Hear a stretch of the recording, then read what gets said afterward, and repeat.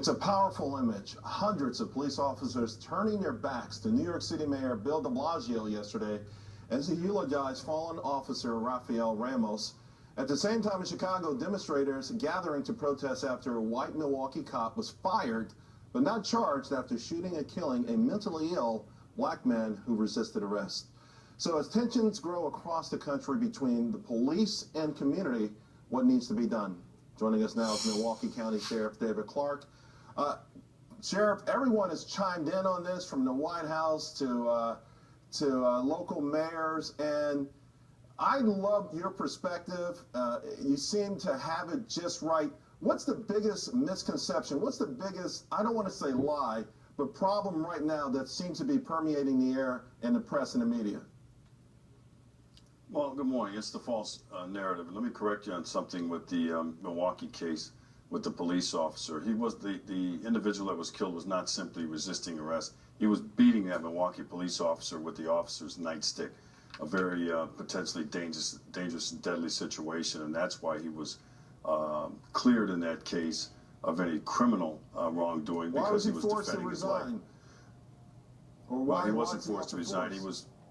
He was fired by Milwaukee Police Chief Ed Flynn. I thought that was a little bit quick to come to that conclusion, so it's under appeal right now. But as it relates to the New York case, I will not soon forget how the entire profession of policing was trashed by some very powerful people in the United States, including people in the White House and the United States Department of Justice.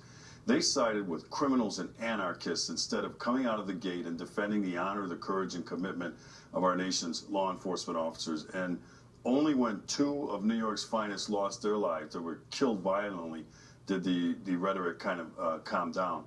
Now, much is being made about the NYPD officers turning their back on Mayor de Blasio after he threw them under the bus. Not only did he throw them under the bus, he backed it up over them again to make sure that they stayed down. And then they did it again at the funeral, I understand.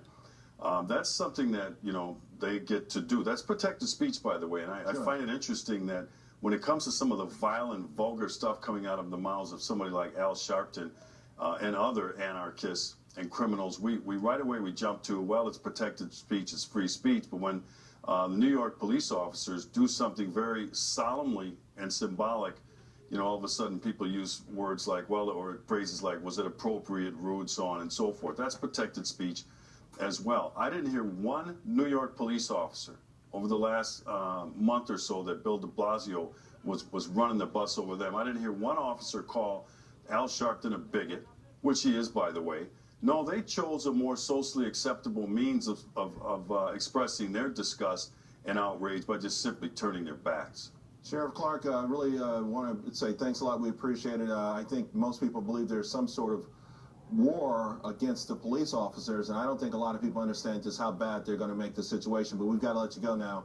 We appreciate your time this morning, though. Thank you very much. Thank you. Coming up more on our